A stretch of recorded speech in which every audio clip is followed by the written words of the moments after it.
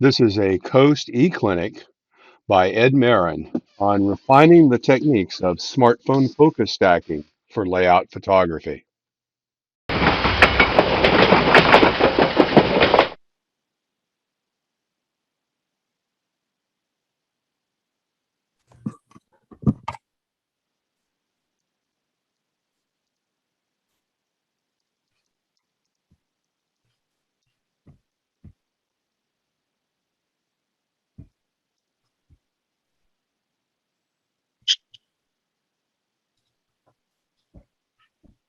Mr. Merrin, good morning.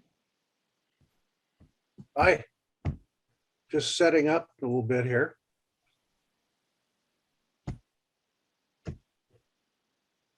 And then I'm going to appear. Here I am. Oh my God, looks like a model railroader.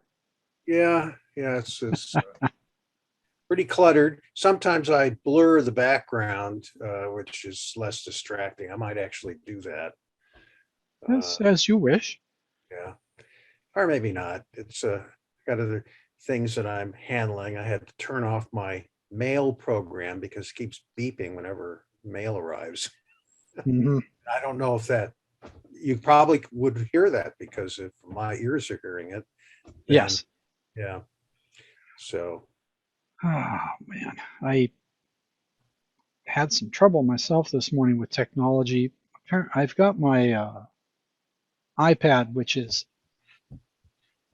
over there, uh, ready after in show modeling. I'm going to take it down the garage and show what I'm doing for a how shall I put it? First order backdrop on the little switching layout in the garage. By the way, I love your California hills that are showing uh, up over your left shoulder there. oh, Were you playing music to your layout though? no, I practice in here because practicing involves endless repetition of the same thing over and over, Right. and it so why bother my wife with Yes, that? exactly. Well, I'm lucky for my music, it's all improvised, so she seldom gets to put up with Yeah, repetitive yeah. stuff. Well, Yeah. what I do is I transcribe and I learn old blues guitar things, Mm. and uh, it's you have to kind of learn what they're doing, and then later, if you want, you don't have to follow it. But Oh, right. Well, it's to get the initial yeah, chops that they did. exactly. How did they What? get that sound? That sort of thing.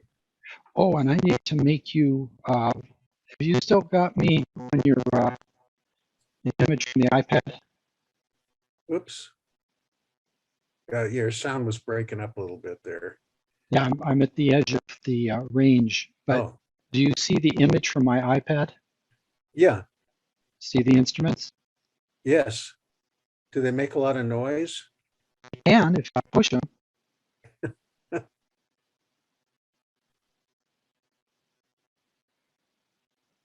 There's a lot of dongs and ding type making machines. resonant percussion, Oh, chimes, bells, gongs. Yeah, that's my music, played with the intention to cultivate tranquility, as the saying huh. goes. Um, uh, but yeah, hopefully this will work when I walk it downstairs. In fact, let me go down to the garage and see whether this is actually going to work. It's on a wireless connection, so it ought to work. Ha ha. So let's see. So I need to make you spotlight so that it stays on you. Still got me? Yeah. All right.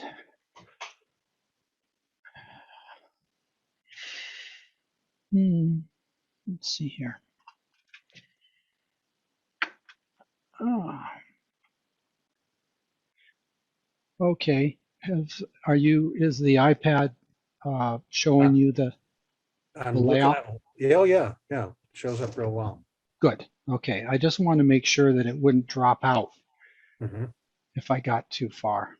All right, good. So that'll work. This is if there's, in terms of showing what you're modeling, Mhm. I'm gonna share that.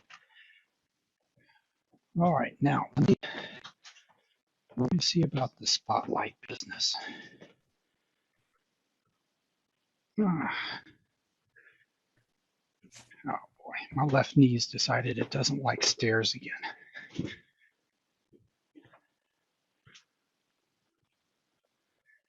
Ah, there's Mr. O'Dorney. Fine For his Irish name. profile picture, anyways.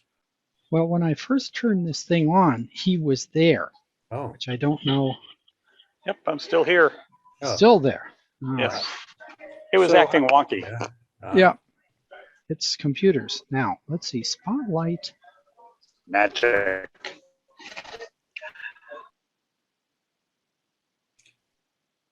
Where's the spotlighting?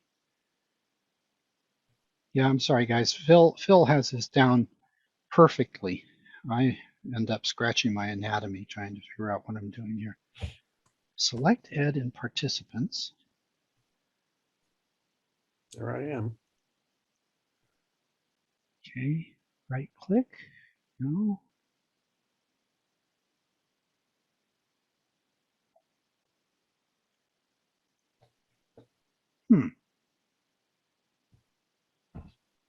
Message from Phil. It, He's watching. Look out. Phil is in the hospital, Yeah, yeah. Well, and that's not. I'm. It's like I'm appreciative of his dedication, but at the same time, it's like, Phil, your focus should just be on getting better. If you know what I mean. Well, this is part of it. It's he's why he's involved. That helps. More spotlight for everyone. There. Okay. I'm Gosh. just because I don't want to mess up. I've got you spotlighted, and Yeah. I'm just going to keep it there because we're going to start right in. Well, I'll say a few words, and then I'm just Okay. going to hand the ball to you. Okay. Let me change my camera here so I'm not looking off to the side all the time. But, some of that will happen, but All right. Oh. Well, I'm not been able to do much model railroading. We had been renting a storage space. When we moved here, we, as usual, you just sort of get that point in the move where you say, we just have to go for it. And so a whole bunch of stuff went into a storage locker. Mhm. And it was a large one. And the rent went from bad to ludicrous. It's now up to $800 a month. Wow. Yeah. Yeah, it's a large one. It's 20 by 20, packed with stuff from her place, stuff from my place, because we moved in with her dad here in Hayward to take care of him. And 800 a month, and plus it's been burgled twice. Wow. And so we're pulling out. I just finished building two 10 by 12 and an 8 by 6 by 8 storage shed in the side yard, side patio. And now we've got to move all that stuff, either donate it, throw it away, or store it. And it's hard to let go of stuff, and so, but I've been really busy and will continue to be really busy. So my modeling hasn't been progressing very much. Got to get this done and get out of that storage space. Oh. And did you see the story about one of the Amtrak passenger trains creaming a maintenance away front loader No. in the newspaper this morning? I saw it. Yeah, it's like, hi Ken, good morning. How on earth? I mean, shouldn't that guy? Well, you think there would have been track and time or something if somebody's out on the main line with a piece of maintenance away equipment. Yeah, Go ahead. I would think that, like you say, they would alert the train driver, listen, you got a maintenance guy out there. And obviously you slow down, 20 or something like that. Yeah. It'll be interesting to see what the outcome is of investigation into that. It did look like left-hand running where the locomotive was positioned. Yeah. But yeah. I don't know if that's how they do it. So. Okay, hold on a second, everybody. Phil, Howdy, howdy. if you start feeling lousy, you turn that thing off. I'm probably going to drop off. I just want to make sure you all were going okay. All right. Yeah, I had a rough night, so. Yeah, well, you look like a model railroader, so yes, you had a rough night. Yeah. So just do a little bit of intro break when you do the intro between you and Ed, and that way the recording will be, when I block it, it'll be better. All right. Cool. I'm going to go ahead and leave you guys to it. Enjoy. Okay. Get Bye better, now. Phil. Thanks. Okay. Bye-bye. Take care. All right. All right. So we're collecting a few other early arrivals. Yep. Well, we're still 4 minutes ahead of advertised, so we're doing okay.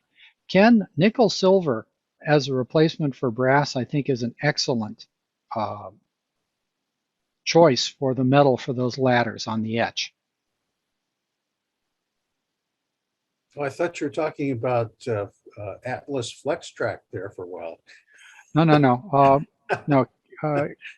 Ken is Snap Track. We're going back years ago. yeah. Ken's working on a project to get some etched replacements for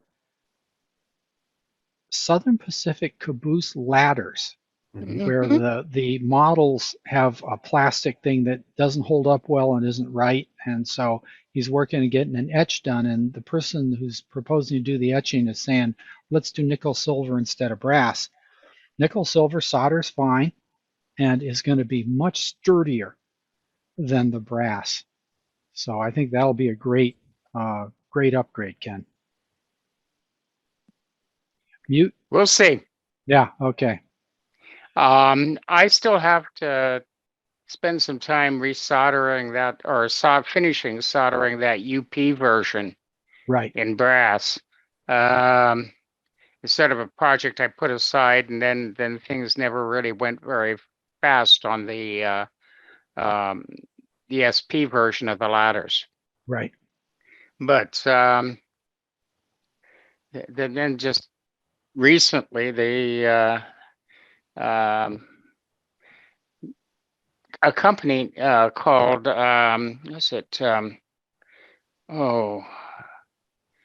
anyway, I've got the stuff and it was in my note. The etchings have finally been designed, and of all things, they're being sent to England to be reproduced.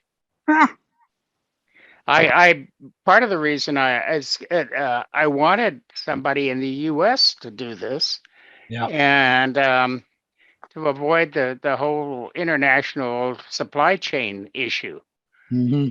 But the guy who designed the etchings, well, what can I say? Yeah. His supplier turns out to be in England.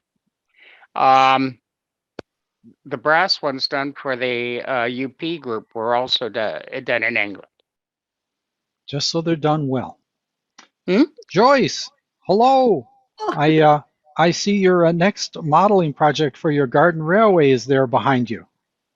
Yes, that's in Canada. That's Canada.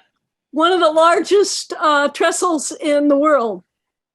And I visited it when I was in Canada. That's a big structure. Earl, good morning, Mr. Parks, and Larry, Toastmaster. By the way, I probably show up as Phil Edholm in the bottom left corner of my screen, possibly. I'm not going to mess. Ed kindly let me use his account so I could host this today, but I'm not going to change that because I'm afraid I'd mess something up. Larry, if you have time after this meeting, Larry, I'd like to have a talk about plans for the visit If that'd be that'll okay, yeah, that'll be okay. I would appreciate it. Okay. All right, so we're coming up on the advertised here. Train's just arriving at the station, and it's time to prepare to get on board with what we're going to open with this morning, which is the mighty Ed Merrin, who's going to reprise a clinic he did previously. And for those of you that want to improve the quality of photographs you take with your phones, he's going to show you some legerdemain, some tricks of the trade, some little secrets on how to make that work. And at this point, good morning, everyone. And Ed, take it away. Okay, well, I'm going to have to start a screen share.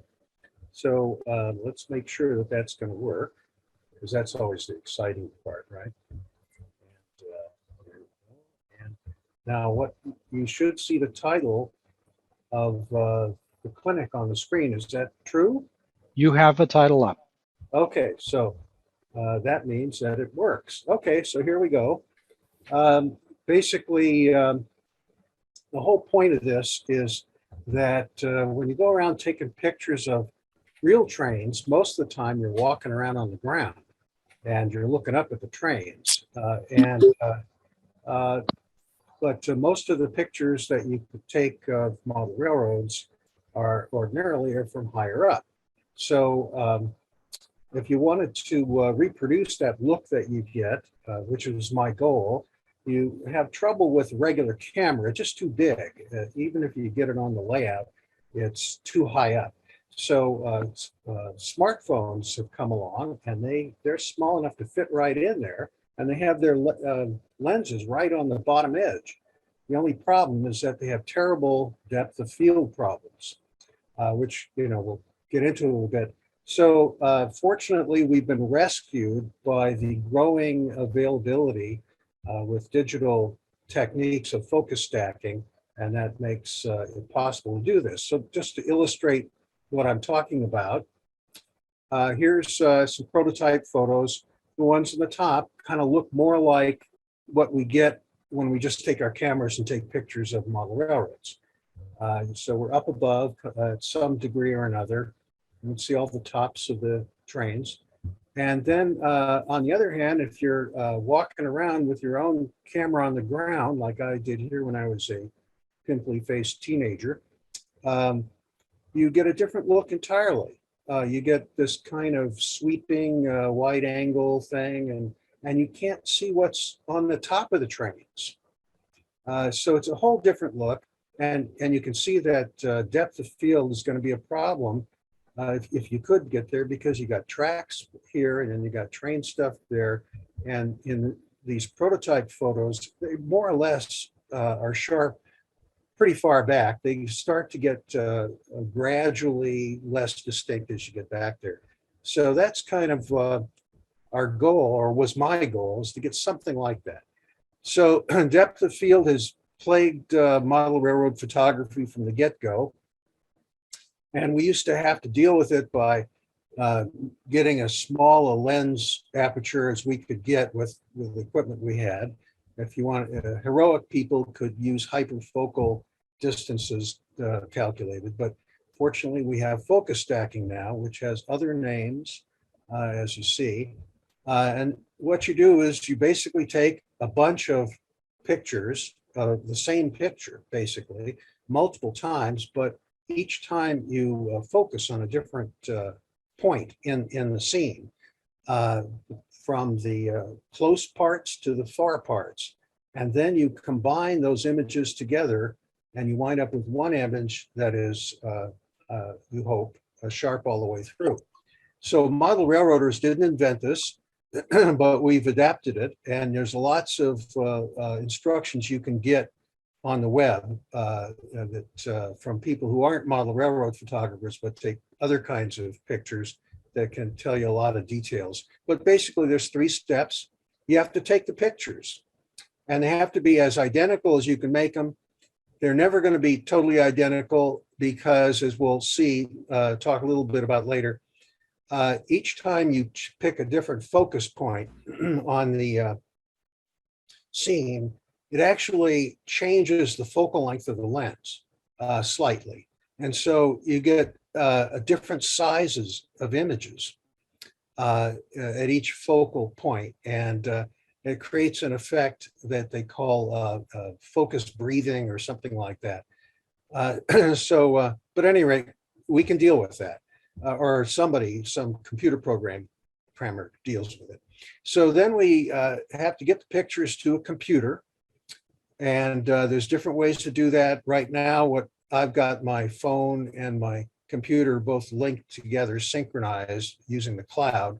So whatever I take on my phone, if I wait a few minutes, shows up on the computer anyways. But in the past, I've emailed pictures to myself, or plugged in the phone, whatever, but anyways, you have to get it there. And then you use software to do all the stuff I was describing, and then you have an image that you can do the stuff that you usually do. And you need to have, in order to do all this, obviously you need to have a camera where you can change the focus, whether you're doing smartphone or regular cameras, focus stacking. And you have to keep the camera still. Regular camera, you can use a tripod or bean balls and whatnot. Doesn't work too well with smartphones because they kind of lift up the phone too high, and then that defeats the purpose. So you have to have some kind of stand that keeps the camera still. And to avoid shaking the camera around, it's good to have a remote shutter, and there's a number of Bluetooth focused shutter triggers available, and they're not expensive. I have one on my keychain basically, and that's how I trip the shutter.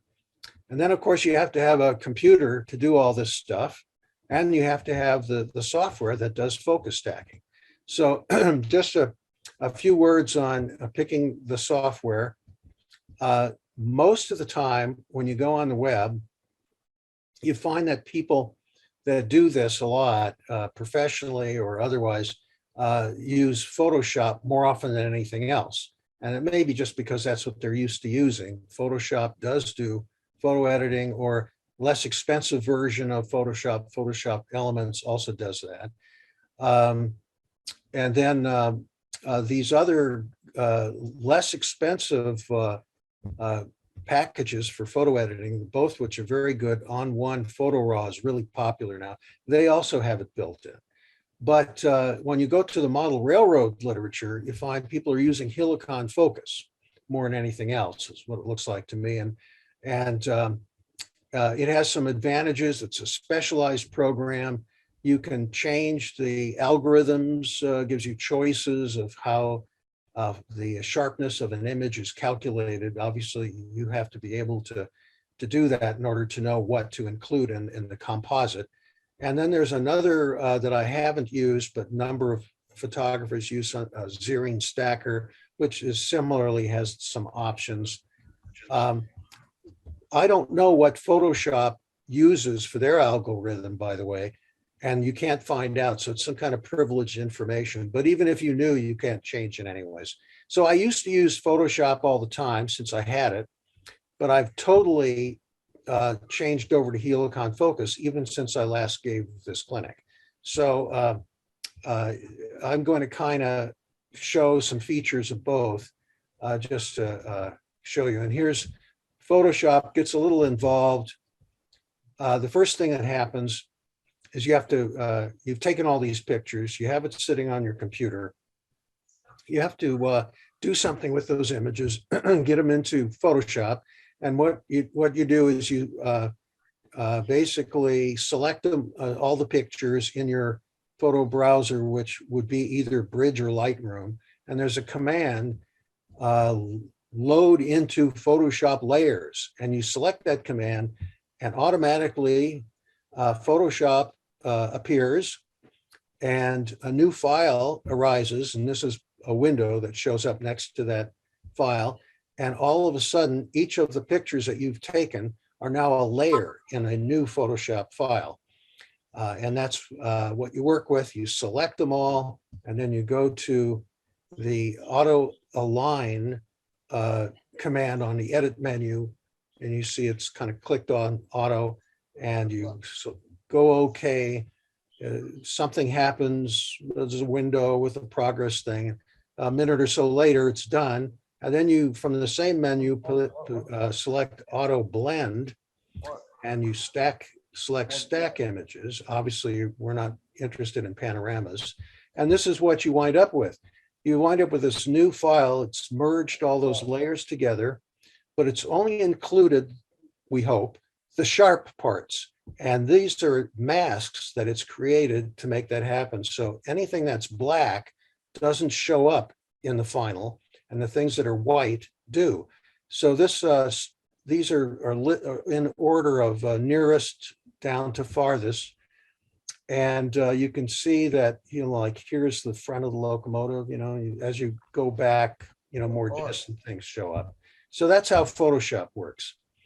And then with Helicon Focus, it's a little easier.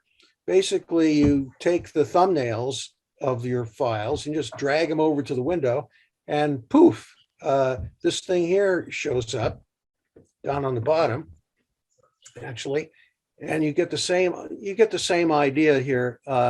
You get this list of things here. These are all the files, and then there's a little. What you see here is the selected file.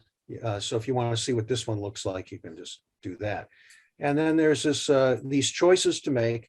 And usually for the kinds of pictures that we take, the the pyramidal method is usually the best. So you select that, and then you press the render button, and here it gets rendered. And here's the final output. And then here's the last image furthest away. You can see it's selected, so that's what's showing up there, and that's important because for later that they both are together on the screen. And then way in the back corner here is your picture. So if you decided that you wanted to try a different option, the weighted average, for example, or the depth chart rather, you click that and press render again, and rather than losing what you've done, you have two available, so you can see which one you like better. So it's kind of handy. So here's some examples from what I consider the old days when I used a DSLR to do this, and of what you can do with photo stacking. The problem, of course, is that you're looking from the outside of the scene because you've got your camera on a tripod and it's off the layout. And sometimes you even have to use a little telephoto effect to get a decent looking picture. And they're nice. It's just not what I'm looking for. But you can see what photo stacking enables you to do. You've got, like in this picture, this is an N scale scene, and you've got this tree and this hill perfectly in focus, as well as these guys back here and so forth. It's true. Even I like looking under bridges and seeing something sharp on the other side. I always get a kick out of that. However, I want to point out that I was following the old idea of using the smallest lens opening possible on the camera. And the lenses that I was using were pretty good. They went way beyond f/22. The problem is that once you start getting smaller in f/8, for most lenses, the sharpness of the lens goes down.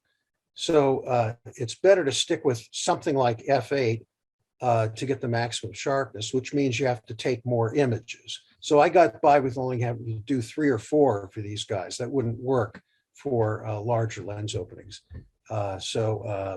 Anyways, so let's move on to a different way of doing it, where you just put your phone in a little holder and stick it down there, and bingo, there's a picture. All you have to do is focus stack. This is relatively a few years old, and I built a little stand for it, the camera out of styrene, and it's a lot simpler. You get inside the scene and you're down on the ground. That was the whole point. And this kind of shows you with a little more updated picture. This is a stand I use now. It's a little higher up, 10 millimeters, but here's the camera for the phone way down here. And so an HO scale, it's about 6 feet up. But if you put a regular camera down on the layout surface, it's twice as high. So, and that makes a difference. It makes a real difference. So this is the camera I'm using now. It's about the same. It's a little bit higher up. So this is Android cameras. I'm not familiar with them all, but it's probably similar. This is the nature of the camera that you're using. It's good to know that as photographers, we don't like to have mysteries, and sometimes Apple doesn't want to tell you all this stuff or makes it very hard to find it. So, but if you dig, you can find it. It's 12 megapixels, and the basic lens is it's a wide angle lens. These are 35 millimeter camera equivalents, 26 millimeters, and big lens openings. So this is like how you get bokeh on portraits, the blurry background. So this is not good for depth of field. And then you get a JPEG file out of it. You don't want to use the JPEG for your processing, because every time you do anything to a JPEG and save it, it's deteriorated. So you want to convert it to something. I use TIFF, and that's what I do all my processing on. The closest that I can focus is about 3.5 inches. So let's go through what you have to do with the manual method, which I no longer use, which is very difficult to get good results from. And that's because it involves two things. One, a lot of handling of the camera, because every time you fix a focus point, you have to press on the screen and hold it until the camera tells you the focus is locked. And you're doing that for multiple shots. So each time you do it, there's a jiggle to it. It's very difficult to mess it up. And the more the images don't align, the more likely you are to get artifacts and other problems. So the other problem is just that the screen's so small. How do you figure out, where to put all the focus points and space them out? So it's difficult. Nonetheless, you can get, decent results. And you do have to watch out, by the way, for you don't realize how many little strange pieces of junk are floating around in the lab until you take close-ups. Like here's a little tiny piece of styrofoam that somehow got loose from a scenery project and wound up on the street. Didn't know until I looked at this picture. Anyhow, these are some examples of pictures I took. You can take pictures of other people's layouts very easily, because just plunk the camera down and and do your thing, and it's not disruptive. You're not lugging equipment in, tripods and light stands and whatnot. This is on Hart Corbett's layout, an HO scale, which no longer exists. And this picture here, you'll notice that I've done something different, and I'll get back to that later on. So fortunately, prior to giving a clinic actually in 2021, I discovered a godsend, Camera Pixels. It's an app that you put on your phone that automates the whole process for you of acquiring the images. And all you have to do is set some parameters and throw the shutter once, and it takes care of changing the focus, throwing the shutter, changing the focus, et cetera, et cetera. And then you've got your images, and the camera has not moved in the whole process. It's available for both Android and iOS. So here's how it works. Here's this guy changing his tire. You've got Camera Pixels on your screen, and this is the shutter thing if you were to do it manually. There's two things that you have to set, the mode and this thing called set. And here's the mode menu, and you select focus bracket. They call it focus bracket instead of focus stack. Then you go over to the set menu, and you tell it how many images you want, and you have 5 to 100. I take 15. If you want to take little insects or something, complicated like that, you might want closer to 100. So 15 seems to be the number that works for me. Maybe it's not all that critical, but a reasonable number. So because you want to make sure that there's overlap on the depth of field. You don't want any gaps. And then you want to minimum distance. It asks you, and I always go for 0%, which tells you that you want to take the closest possible is where you want to start the focus. And then the maximum, you go, I've experimented, I think it's easier to just go with 100%, because if there's some stuff you don't need, you can always take them off the list. It's better to have more things that you've acquired, more images or more acquired than less, because you can always remove it. If you don't take enough, you have to go back and take the pictures all over again. So here's our guy, and now he's surrounded by a world of sharpness, maybe even more than we want. So that's how that works. So let me step us through an actual layout scene, just to show you that you basically, what I do is I walk around looking for scenes. I picked one here. I actually set it up because I wanted to do a demonstration. I've got locomotives and other objects at different distances from the camera. Plus I've got stuff in the background. And so this I would consider a test of how well this can work. So you get this set up with the camera pixels. You want to make sure when you compose that you leave extra space around the edges. It's there. You'll see why in a minute. Then you take the pictures and get it to your focus stacking software. In this case, it's Photoshop, and this is what you get. So everything is in focus here, and you've got that, or at least enough, and you've got this band of blurry stuff all the way around, and that's from the focus breathing, because basically as the software resize the images, what happens is that things around the edges get screwed up and don't get enough information to make a sharp image. So you have to crop that out. And also right here, a little too close to the camera, didn't quite get sharp, so you want to crop that out. So that's your next step, is cropping, and this is a little tilted as well. There's an aspect ratio that you need to think about. Do you want to maintain the same aspect ratio or not? And that's something that your photo editing software, whichever you're using, is going to tell you. So this is kind of what we came up with. So just to talk about the cropping again real quickly, this is Photoshop, this is Helicon Focus, same images. And you can see on the Photoshop one, there's this border that's not sharp all the way around.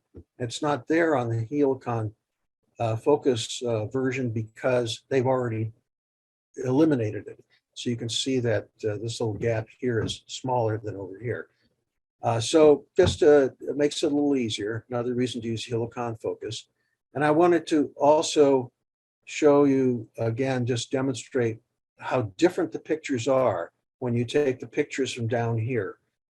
Because if you flip this camera over, which is what I did in the next picture, just turn it upside down so that the camera is higher up, it looks totally different. It's not bad, it's just different. So if you want to have that other look, it really helps to use the smartphone. So you do have to fix some things, and that's what we're gonna talk about the rest of the time. Artifacts are important. It's interesting that all the articles that I've read in the model railroad magazines, when they talk about focus stacking, they don't tell you about artifacts. They are there. I don't know why they don't. They've got to see them, right? It's not a perfect process, so you have to sometimes fix it. The people, the real focus stacking mavens, especially the macro photographers, they spend more time fixing artifacts than anything else. Backgrounds and backdrops have their problems. We'll talk about some of them, like the fact that brush marks, or if you use a roller, you get the little stipple thing. The camera doesn't lie. If you want to get a good focus, all that stuff shows up and it's kind of distracting. Sometimes because of the low angle that you're at, you run out of backdrop and it kind of spoils the picture.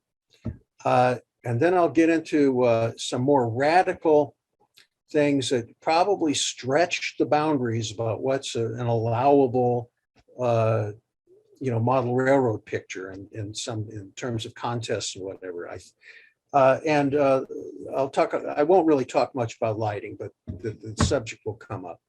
So here's an old picture I found that specifically because it has a lot of artifacts. I took this with an SLR actually. And a number of things. This is what I'm not sure how well this shows up, but if you don't get the overlap on the pictures on the different focus spots, you can get a band of blur between two of them. Fortunately, Camera Pixels prevents that. But you notice the common ones are just these fuzzy things. They're called halos, and the software just couldn't identify a sharp enough image for one, or maybe there's another layer in there that has an out of focus item that when they're out of focus, they expand in size. So you get these little fuzzy spots and they're fixable. Then you got a transparency problem. If you look carefully, it looks like this caboose extends in front of this handrail, which is not true, of course, but what's happened is that the handrail was too transparent or in there. And that's why it's called a transparency problem. So you need to look and fix there's a whole series of names used for these different kind of artifacts, but I think we've pretty much covered that. So there's three basic things that you can do to try to deal with them. One, this doesn't, sometimes this helps if you're using Helicon Focus or Serene stacking, you can just try another computational method. Maybe it works better. That option isn't available if you're using one of the regular edit packages. Or if you're in Photoshop, you can remember those little masks. You can edit them, and basically, if you identify which of the image that part is coming from, and you can use a black brush to wipe it off, to cover it up on the mask, and then you find another image, you hope, where that same area looks better, and then you use a white brush to include that instead. So it's kind of tedious, though, I have to tell you. It's not for everybody. Or if for both the Affinity and Helicon Focus software packages, you can basically overwrite the crummy looking part with a better version of it from a different image in a very more simple manner. So then if nothing works, you can just do some clone work and cover up. If you find something else on the image that's similar, you can cover it up, cover up the bad one with the good one. So I'm not going to read through this, but just it's basically what I said about the Photoshop thing. Photoshop will tell you where which image the area that you're concerned about comes from, and that speeds up the process. That tells you which mask that you have to work on. You just kind of put your cursor over it, right click, and it gives you the name of that file. So Helicon Focus is a little simpler. There's a retouch folder that panel that you select, and you get a brush menu. You basically this is your composite, your final rendered version. You find out which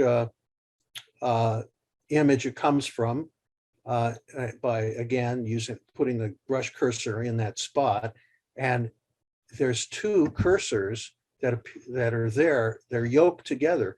So you can go over to the alternate and kind of brush it, and it automatically covers up the halo or whatever it is you're concerned about. So that's kind of, I think, the preferred way of doing this.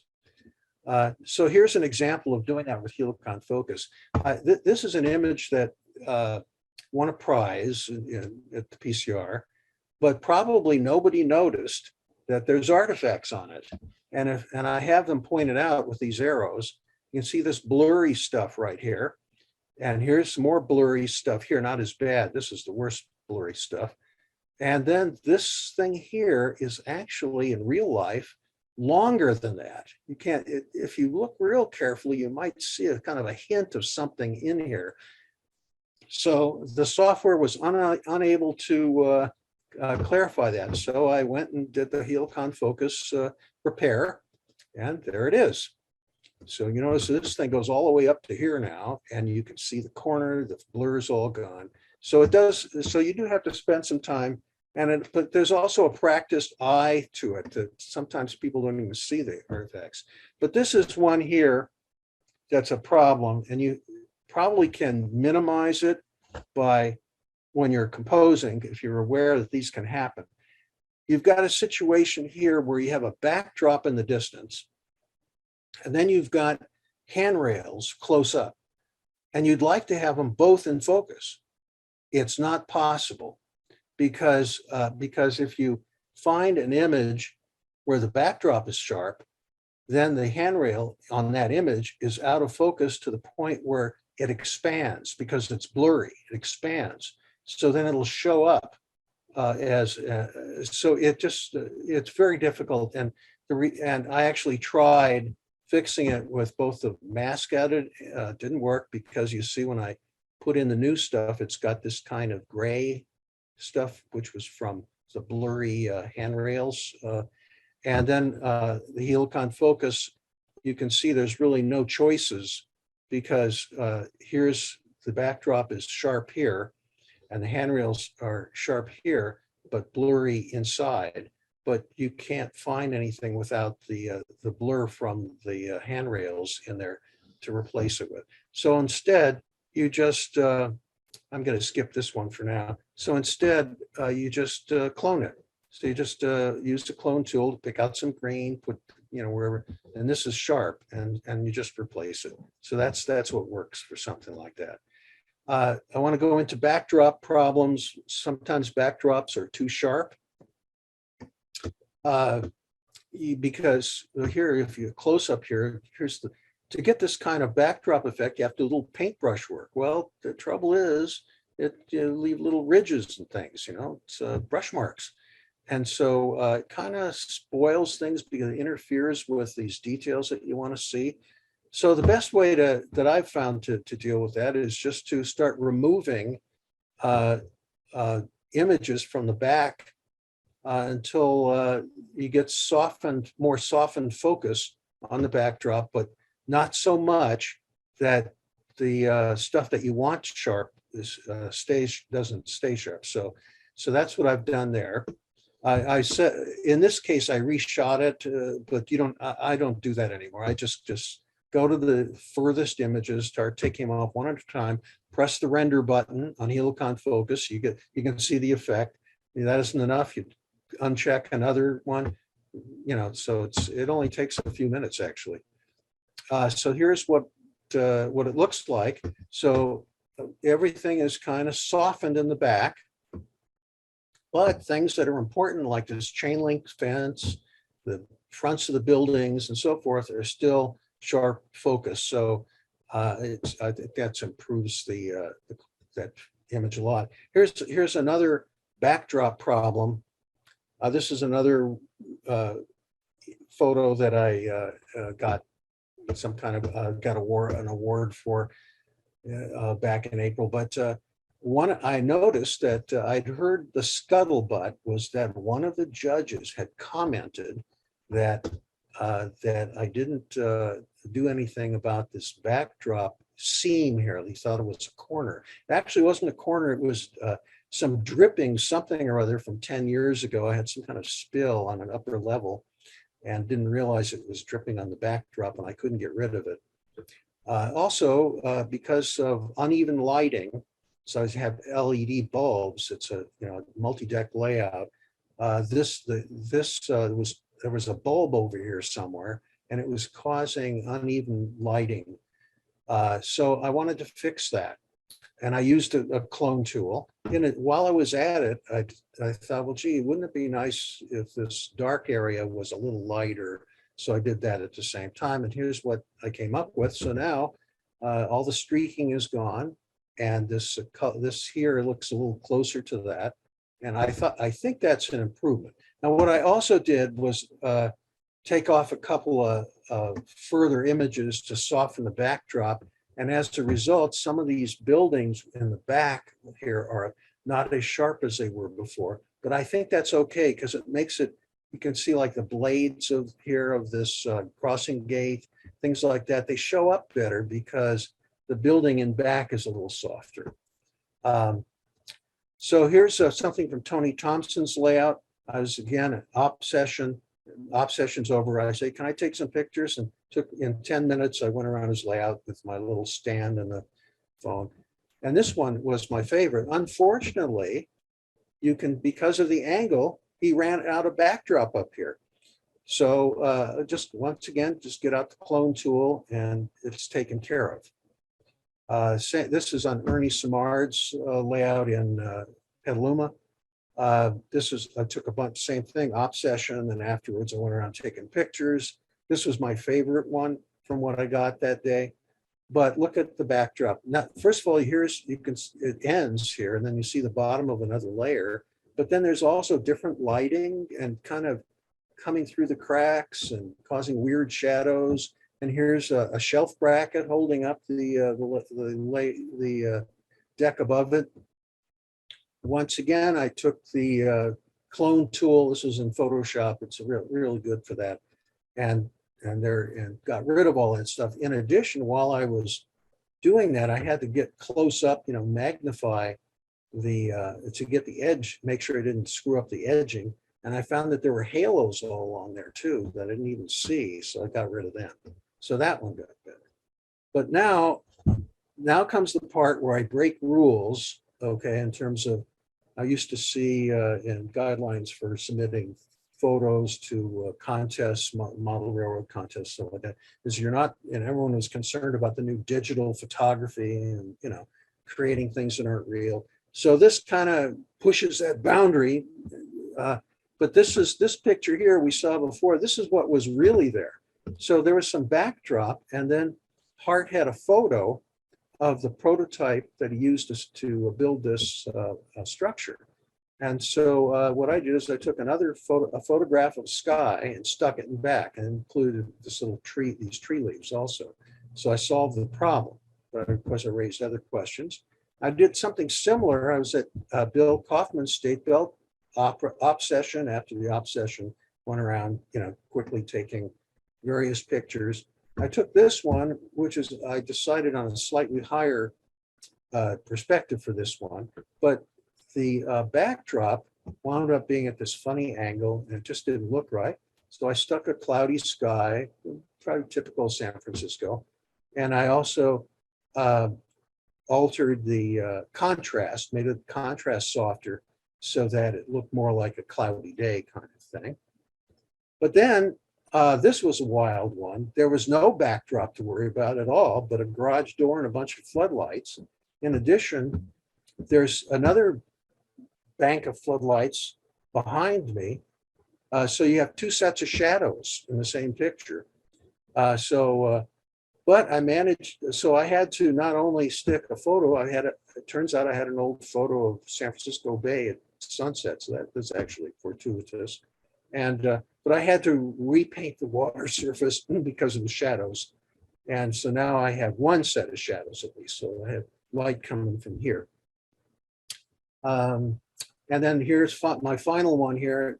This one was even more complicated because these lines, the rigging of the ship, crossed over these distant objects. And just like I had in my example before, all kinds of mischief took place trying to figure out how to have the line be sharp in front of the buildings and back, and so I do a lot of repair work, but in addition to putting sky in, so I came up with this. So maybe those are breaking the rules. I don't know. So what I want to deal with in the future as I close is the light issue. Virtually all of these pictures were taken with the available light in the layout room. And there's advantages to that. It's not usually very even, it's relatively soft, and and the cameras can have no problem with exposure and stuff. They're very good in that level of light. But there are some problems that you can come up with. Backdrops, for example, as I mentioned, especially in a multi-deck layout, you've got lights under one deck, and it's different than the lights coming from the sides. And plus, I think probably if you have a strip of LEDs, it's probably better. But if you have, like on my layout, my lighting was constructed before such things existed, and it's LED now, but they're LED bulbs, and that's really awful. So I'm thinking about ways of conveniently bringing outside light sources in, but not to the point where you have to come in with a bunch of light stands and stuff. That defeats a lot of the advantage of using the smartphone. So I've got a little LED panel, a little small one that's supposed to be for Zoom meetings, and I'm going to start playing around with having some kind of clamp or bracket on it and shut off the layout lights and just use that. But we'll see. So that's it, the end. And let me stop the share. I don't know if there's any questions or anything. Let's see.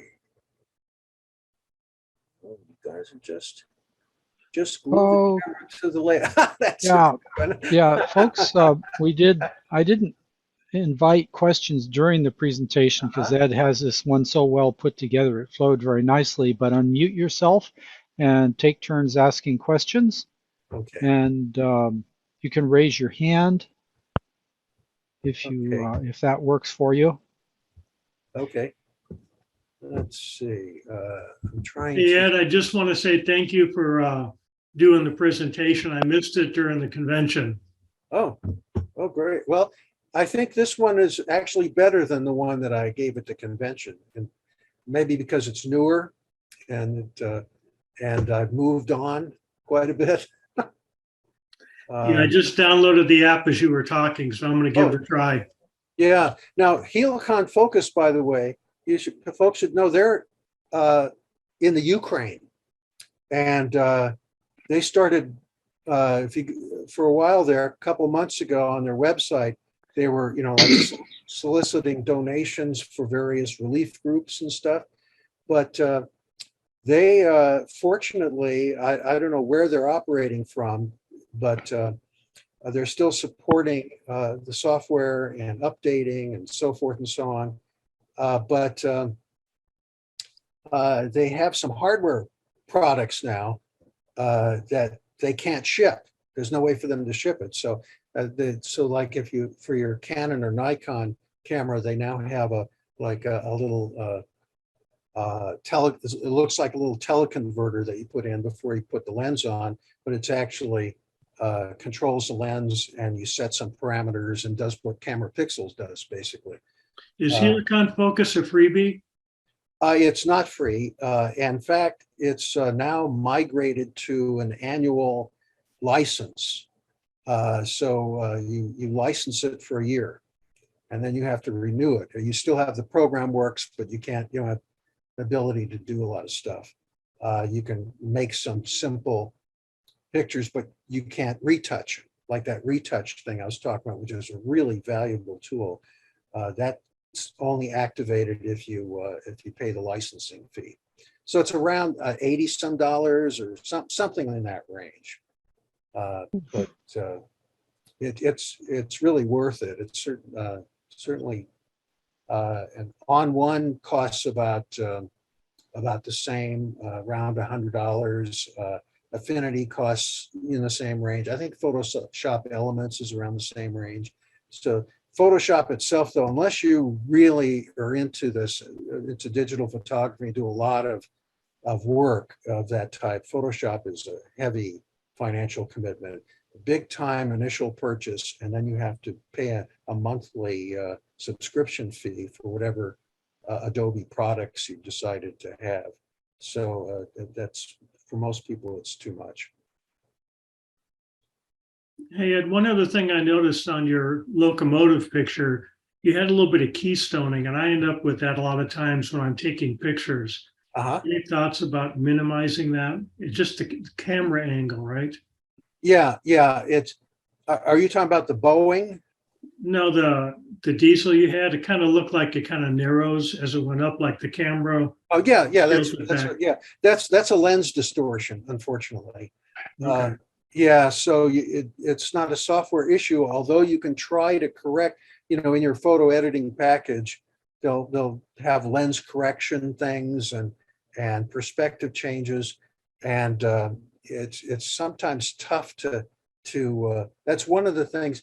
You get that with any wide angle lens, but my impression is that that's one area where the DSLR or mirrorless cameras have superior optics, and they're not as bad. That's what I can see. But almost anybody that uses wide angle lenses runs into that problem. Architectural type stuff, for example. In fact, I'm starting to look at it when I'm watching movies now. it sometimes goes by so fast you don't notice it. But I'm starting to see the lack of consistent vertical lines in a lot of shots. So the other thing you can do to minimize it is to make sure that the camera is aligned vertically with the subject to begin with, because if it's tilted back or forward, that makes it worse. But I don't have a total answer for that, other than cropping out the sides, trying to do that. Any other? I have some, Ed. Yeah. Now, Camera Pixels Lite simply automates the process of picture, modify focus, picture, modify focus, picture, modify focus. So Right. the output of Camera Pixels Lite is a stack of photos stored in the cell phone, or in my case, I'd use my iPad. That's all that Camera Pixels Lite does. Is that correct? That's correct. It doesn't process. It doesn't do the focus stacking process that the render or whatever we want to. Yeah, it's the image acquisition part of it. It's not the creating the final image part of it. Right. Now there are some apparently some cameras that do that all inside. I wouldn't want to do that though, because from what you learn is that there's so many little things that turn up, like artifacts and whatnot. You really have to have a human intervention to screen for that stuff and make modifications or edits and stuff. So I would never feel, and then you don't have, and in order to do them right, you have to have the stack of pictures. You go back to them. In fact, I stopped for a while there. I was just, once I'd get my final picture, I'd get rid of. Well, I don't have space to keep all this stuff. But then later, if I wanted to, as I learned something and I saw something I wanted to change or fix, I'd have to shoot the whole thing over again in order to be able to modify it. So now I save the stacks.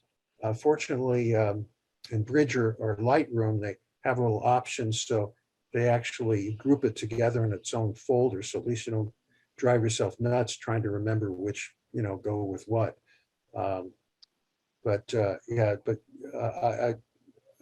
Camera pixels, I tell you that acquiring the image is the hardest part. And that's why Camera Pixels is so good. I've got more questions, but I'd like to let somebody else take a turn. Who else would like to, has questions that came up during the presentation? I don't know. My own comment is I just acquired a a Pixel 6, which kind of to sort of learn all of the features in order to try and get into this. Yeah, well, and from what I understand, the camera Pixels does have an Android version, so that shouldn't be a big problem. One thing let me go back to the other thing is, I just wanted to say that a lot of high-end cameras now are coming with features to do what camera Pixels does. So I have a Nikon Z6, and there's actually they give it a different name, but it's the same idea. It's obscure in that it doesn't really, the instructions are very vague about how to set it up. So you have to find YouTube videos on how to use the dang thing. but it's kind of eerie, because once you do that, you have your camera sitting there on its tripod, and you just kind of, activate the shutter, and you watch as the lens barrel rotates, and then there's a sound, and then it rotates again. It's really odd. But that's what Helicon Focus has done also, and I don't know whether we'll ever see those products. So who knows?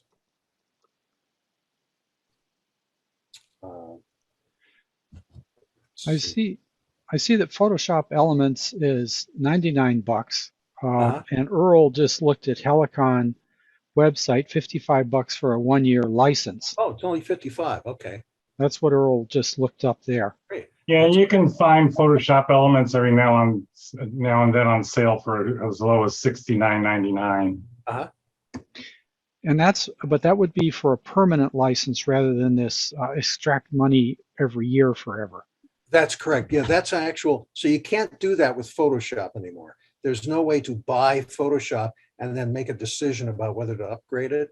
You can't do that. You have to, it's called Creative Cloud is the Adobe name for it. You have to subscribe to Creative Cloud to get the updates on Photoshop. I would make a rude gesture to that whole business model we're seeing on software. Yeah, it has advantages and disadvantages. For me, it's worth it because it's only $10 a month, and I never have to worry about updates because they update it automatically. But then I'm using it all the time. It's every month I'm using Photoshop. But that's why On One has gotten so popular, because it's a great program, and you just buy it, and then and when you purchase it, it gives you so many months or years of free updates or something like that. So they notify you when an update is available, and it's a lot cheaper. And of course, Photoshop Elements is a lot cheaper. So and Affinity is also, same thing, around the same price area. That seems to be the it's but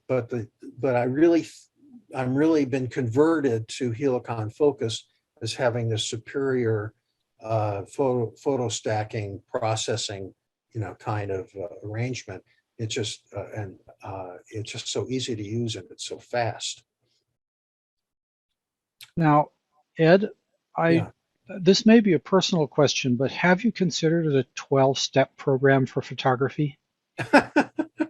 Well, it's funny. If you look in the back of me right now, just notice that you have a kind of a microcosm of my life, apart from my professional life, which is gone now. And you've got a train layout, and then you have a music stand, and then on the lower right there, you can see a little handle. It's actually a little traveling photography equipment suitcase that I now keep out in the open in case we have to evacuate in a wildfire. So it's kind of all in one place. So I have multiple addictions. Ed, thank you so much for sharing this excellent clinic, revised and improved as it is. I assume folks can get ask more questions of you later if anything further comes up. And we will now open the floor for general discussion. But again, thanks so much, Ed. Hey, This was a you're welcome. great clinic. Thanks. Yep. All right, so unmute yourself and let's start some. What modeling have you gotten up to this since this last our last gathering? Any interesting projects or problems that need some either condolences or problem solving? How about it, folks? Oh, yes, Joyce. Well, I don't have a problem, but I just came back from a wonderful trip, a road trip, and I saw a bunch of train um, things and took a bunch of train rides all over the Southwest. I went to the Grand Canyon. I rode the Grand Canyon train. There's a train at the Grand Canyon. I went to the National Garden Railway Convention in Denver, Colorado. I went to, my favorite was the Promontory, which I'm wearing their t-shirt. The Golden Spike where the trains came together. It's a national monument now, and they do a reenactment of the promontory where the Golden Spike was put in Utah, above Salt Lake City at Promontory, and it was super cool, funny enactment, and I took a video of that. And they have a thing you can drive to, and you drive and you can stand in the very spot where the workers actually did the building of the Transcontinental Railroad. And you can see how difficult it was to build that. You're in the middle of absolutely nowhere. There's no water, there's no plants. To see that and to walk in the footsteps of the people who built that is pretty amazing. And then we went to Durango and Silverton. We went to Cumbres and Toltec. We went to the Rio Grande Railroad. We went to the Grand Canyon Railroad, whole bunch of railroads. And then on the way home, we saw the Tehachapi Loop in person. And that is really worth seeing. They have a new monument there and a place to stand. It used to be you had to kind of stand on the hillside and cars would come along and stuff.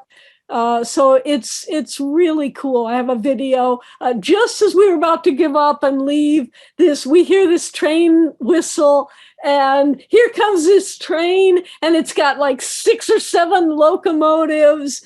And it just goes on forever. The train took half an hour to get through the loop, and you see it cross over itself. It's just super cool. But my favorite thing is Promontory, because that's possible. It's above Salt Lake City, and you can drive to that fairly easily, and it's really worth the trip.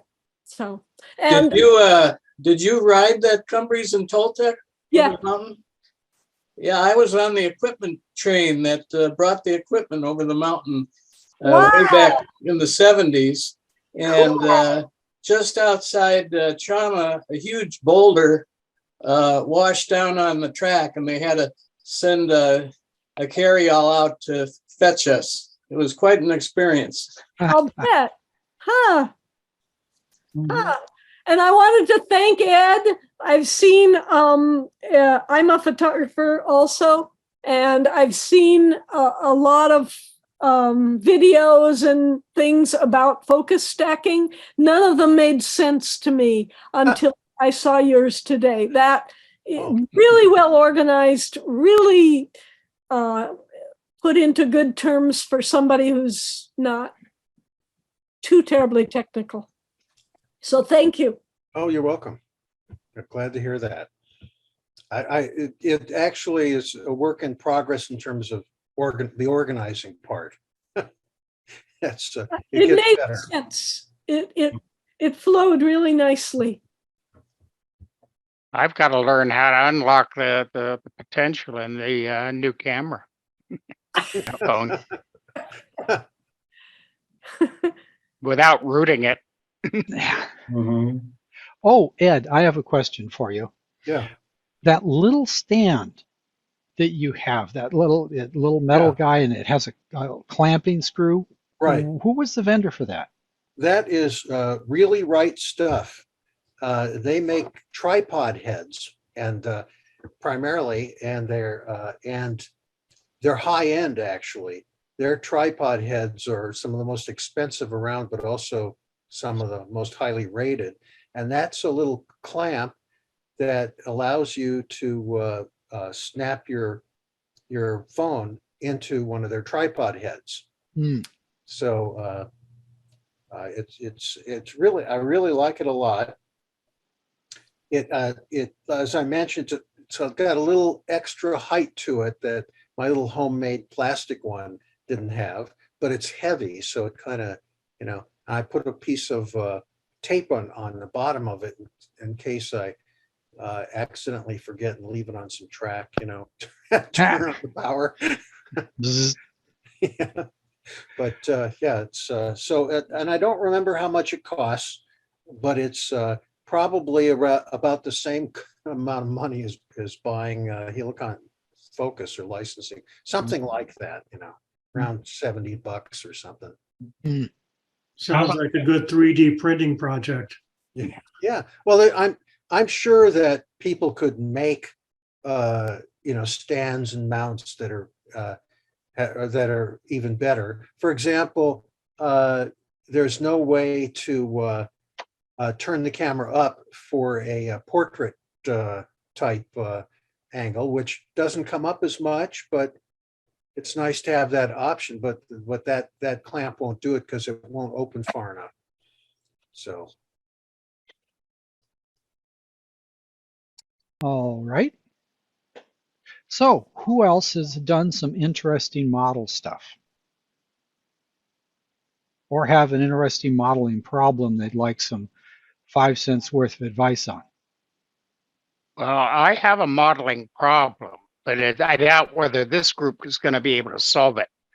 I'm in the process of doing one of my freight cars here. This is actually a Trix model of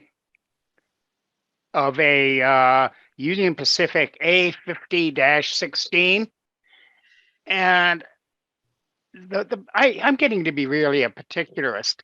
The car had, at the time when I'm modeling, had an Evans loader for automobiles inside. It's a 40-foot car, which allowed them to stack 4 cars, 4 automobiles inside.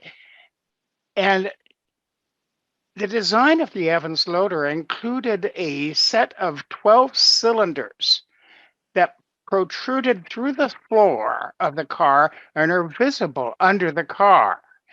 And I'm trying to find a good diagram to show where those cylinders should go. Hmm. So unless you're a UP 1940s, 50s freight car expert,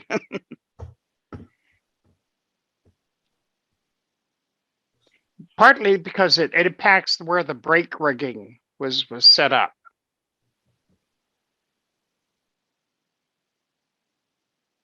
Deafening silence, Ken. That's what I got even on the groups.io for freight cars, steamer freight cars. Yeah, that's a tough one. And yet, that Evans loading method was used by a lot back in the day. I know. I've got tons of information on the loading method, but none of it shows the actual positioning of the freight of the cylinders from the bottom. Yeah. Okay, well, we'll see if something floats to the surface. Let's see. Now, I have my iPad here. I will share something, but it's going to involve me running down to the garage. I want to show you folks a, did I just kill it? Let's see. Okay. Do you hear me talking on my iPad, ladies and gentlemen? Yes, we do. Okay. Heading downstairs. Yep, see the stairs. Okay. This is a house tour. Oh, stop that. All right. This is an attempt to show a simple background on this layout. And because this is a temporary layout, I didn't want to get too fancy. So the wall was spackled and painted with a blue color, and the color was chosen to match a can of blue spray paint from my local Ace Hardware. So that was the determining color that you see in these blinds.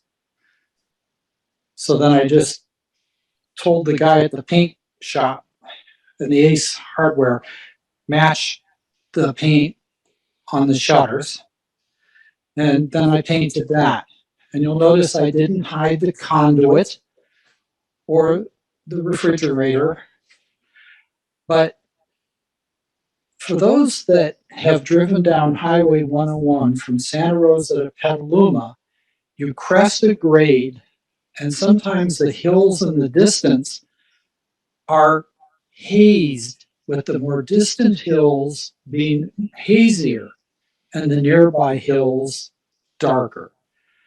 And this is a heavy paper, this is the color of the paper as I purchased it. And I just literally hand tore the paper, stuck it on the wall. I think I just used dabs of hot glue.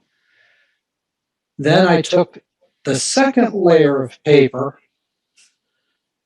and a dark gray pastel chalk and just darkened the paper and stuck it on.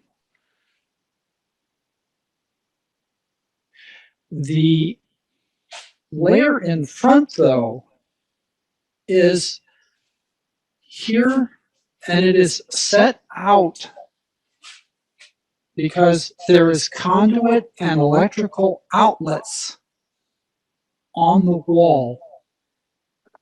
And so this is foam core sheet material, foam core board, which is stuck down onto bamboo skewers so I can get at the outlets and so on. Here you can see me lifting it up so I have a removable backdrop, which I will now have to touch up. I beveled the top edge.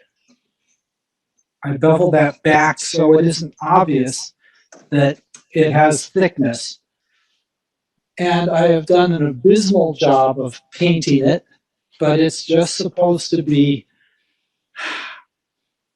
just suggest something in the distance.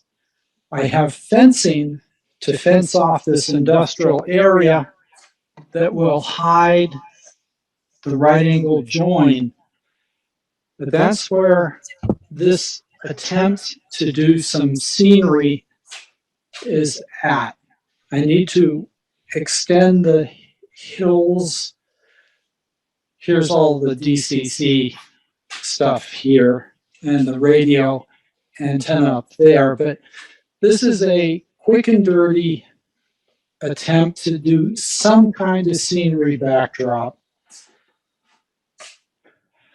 And the mirrors, I have to put the mirrors back up under the bridge to give that illusion and also make the hills wrap onto this corner where the refrigerator is right behind. Can I make one suggestion? And this is just a place to look. Yes. Look up articles probably in Craftsman from Brian Moore, who is an SP modeler who actually lives in Plymouth, England, but has done a wonderful job of creating this background feel of very distant hills. And the painting and coloring. He actually has a model of Guadalupe, California that is outstanding. Oh, yes, I think I've seen some pictures. Well, Ed's backdrops are beautiful. Lots of people have done a nice job. I just wanted to throw something up, just so that if you didn't look closely, he had a you'd say discussion. there's He had an article, I think, in I think it's Craftsman that detailed how he did his backdrop. Yeah,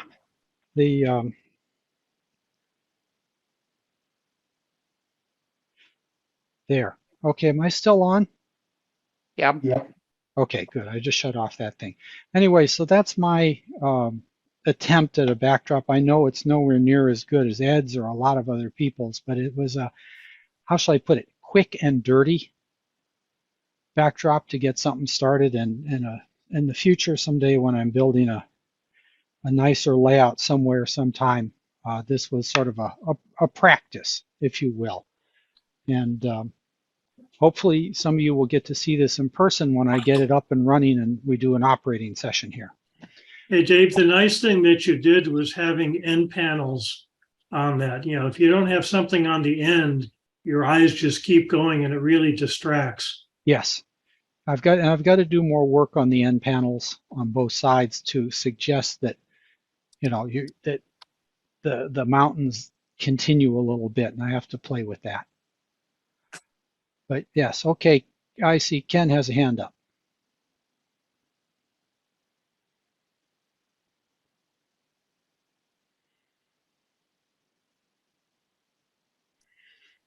Mr. Lane, by the way, has put up some interesting information about a show, Winston Link event on the 25th. Thank you very much, Mr. Lane. Ken, you have your hand up. Is that, you have something else you wanted to discuss? Muted, Ken. No, just to interrupt you. Oh, okay. All right. Now, let's see, looking at my scribbled notes from Ed, we have next time Ed Hall is going to be sharing airbrush basics with us at our next Zoom gathering. That'll be coming up at our next get together. But I am, as the clinics chair, now soliciting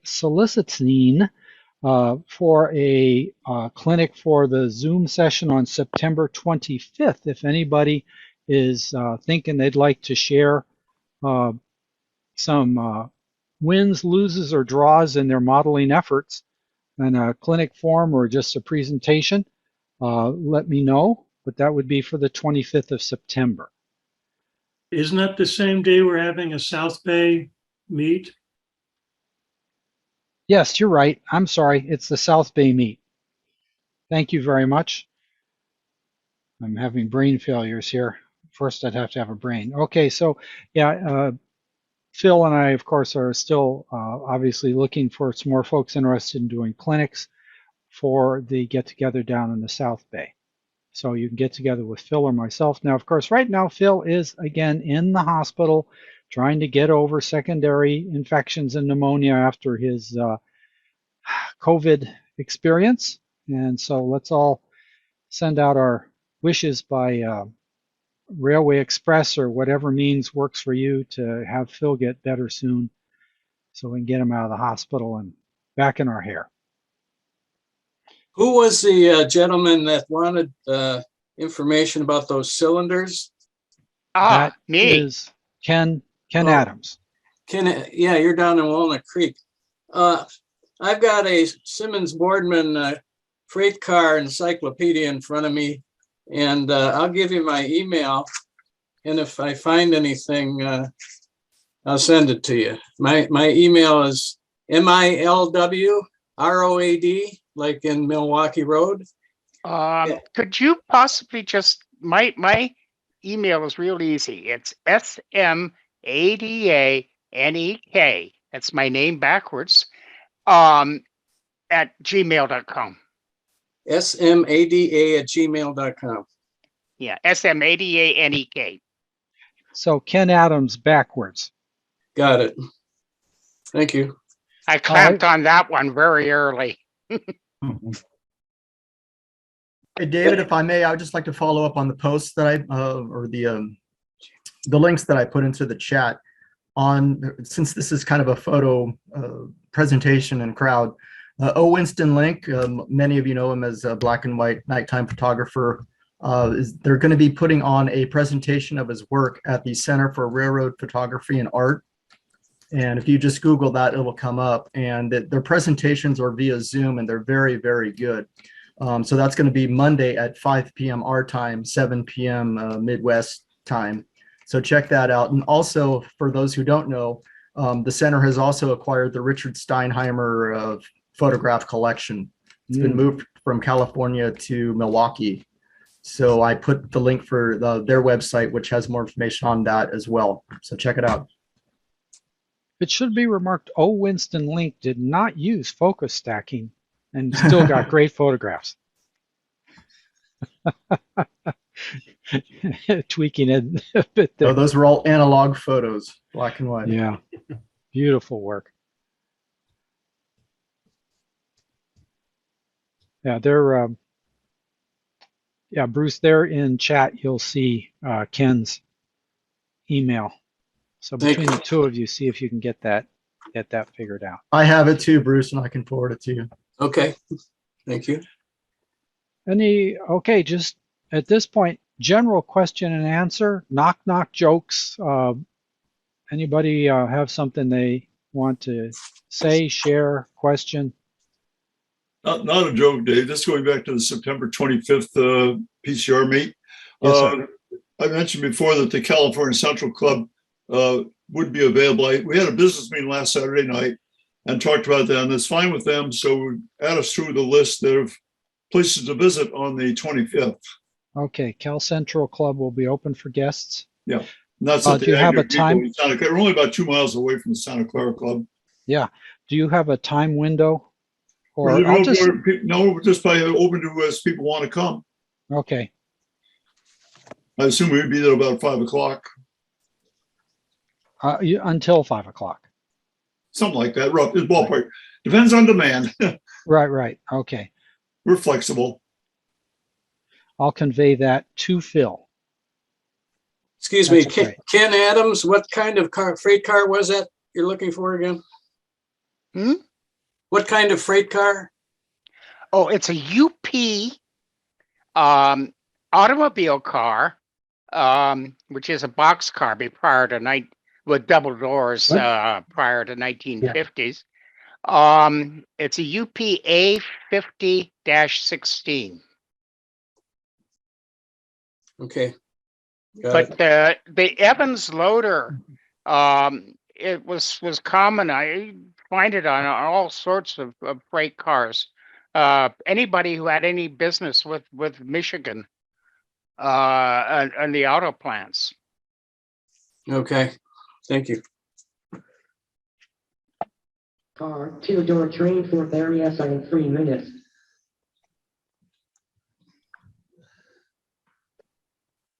All right, let's see, ladies and gentlemen, and model railroaders. So our next gathering will be on the 30th of July. And hopefully by then, Phil will be back in the saddle and feeling much better, and we'll be hosting this. Otherwise, I'll probably get tapped to run the next one also. And absent any other thoughts or comments, we can, Oh, wait a minute. Hold on. Yes, Joyce. I forgot to show you the lantern that I got at the National Garden Railway Convention. Isn't it cool? It's old, really old. It's kind of a dark blue green with a red thing, globe. Is it kerosene or what is it? I don't know. How would I know that? It has a little key here on the side, a little. She told me about that. That probably adjusts the wick. Airport is now back in service. It was a chaos yesterday. It says the Adams and Westlake. Two-door Berryessa train now approaching platform 1. Are we hearing Larry, Jonathan? Jonathan. Okay, I'm muting him. I'm commuting to work right now. Going to work right now. All right, Jonathan. I'm on board right now. We'll be on board, but I better go to work on my time schedule, allow extra time my commuting, start early because Phil's not here right now. This is Ken, another guy. So I better plan ahead for my assignment job at work. That's what Phil said and Ken said. Good job, right? You bet, Jonathan. Okay, It's just money. once you're done. I'm a bow out. Good idea, right? Okay. All right. Mute your. We're hearing all the BART announcements, Jonathan. Yeah, so if you would mute your unit, we'd appreciate it. There you go. There we go. Okay. So, yeah, I assume since that has a key, that adjusts a wick would suggest that it burns a liquid fuel, Joyce. Well, of course, that back then that's all they would have. But I don't know, gentlemen, would it be burning kerosene? An old ad lake like that? Most likely. Yep. So I'm thinking garden torch fuel, the for people burning tiki torches, probably you could get that thing working. I don't mess with fire. I know a bunch of people that have lost their homes to fire. I'm not going to mess with fire, but it's a cool thing. And I just wondered if anybody knew any more about it. So thank you. Okay. Well, we'll have to get a light emitting diode and a battery in there. How's that? Okay. Sounds good. Talk to me. Okay, so I will just wrap up by saying, Ed, thank you again. That was a really good clinic, and I'll have to look at On1 and Helicon Focus and see if I want to cough up the money, but I also have to see how camera pixels light would work on my little iPad here. I don't use a cell phone, but I can try that. That's a very good question. I hadn't been checking to see if that it's still iOS, right? It's the same. Yeah, Apple has the same operating system in the two, so right. It should work. Yeah, I just have to decide if I'm interested enough to cough up the money for the soft, whether Helicon Focus or On1 or the Adobe product, Photoshop, the entry level one, because no way I'm going to cough up the money for the big package. So Larry, let me give you my phone number so we can talk about the. Okay, I'm ready. All right, coming up here in chat. Okay, in chat. Okay.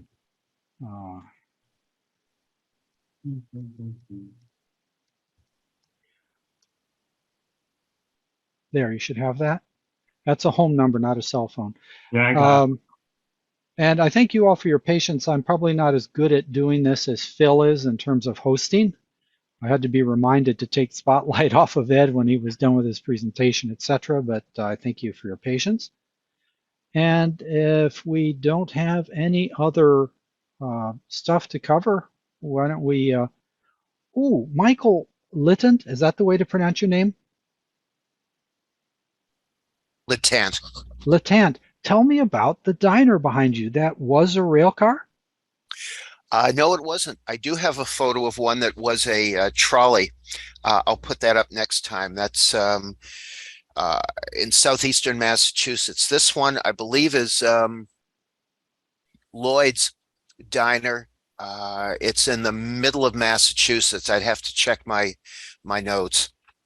But yeah, it's a classic barrel roof diner. Yeah, I just looked. I said, "Was that a rail car?" And thank you for noticing. Oh yeah, that's neat stuff. I have one other crazy item.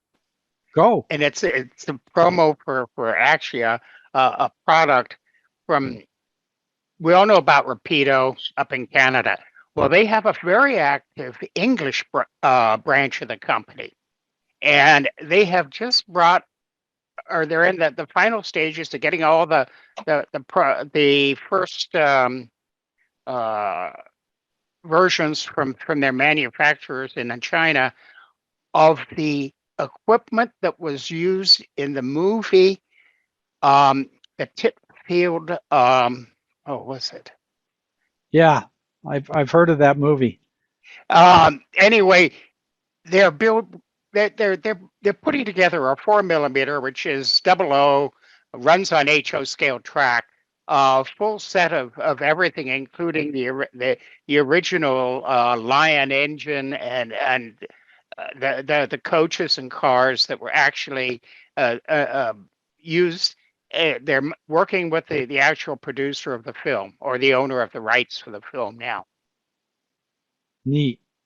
And it's just a marvelous thing. Unfortunately, it's about 600 pounds, which means about at the current fallen ratio of the pound, that means about $675. Better like British prototypes or be in love with that film. Yeah. It was just, it's a wonderful film. If you ever get a chance to see it, it's a great Ealing comedy with great characters. But anyway, if anybody's interested, I'll forward the announcements. As I remember, if I remember right, Ken, the film is about a group of folks in this little town that decided to resurrect an old railroad. Oh yeah, that used to go through the town. Their railroad was being closed by the bean counters at British Rail, and so they get together to try and put together just a local service connecting their little village to the main line. And the problem is that the competing bus company sabotages it, and including by moving a steam road roller in front of their engine, which just derails and ruins the engine they're going to use. So they put together a train out of these parts from coaches that had been taken off the tracks and put and used as homes and things like that. Put them on flat cars. They find an engine in a museum which dates from the 1840s, and they put together this crazy train. Literally tie it together. The couplings are bits of metal or whatever they could find, and it's just a very funny story. And of course, they win in the end. But it's well worth your visit if you ever get it. The equipment, as I say, they actually in the filming they used this 1840 Lion engine, and it's a very beautiful replica that Rapido was making. All right. Well, thank you. And with that fine note, I will wish you all an excellent Saturday. See you in a couple of weeks, hopefully with Phil in attendance and holding forth in his inimitable style. So be well, all of you. And Larry, just at your convenience. Was that a Michael? Did you have something there, or were you just waving goodbye? Just a wave goodbye. Okay. Everyone have a good weekend.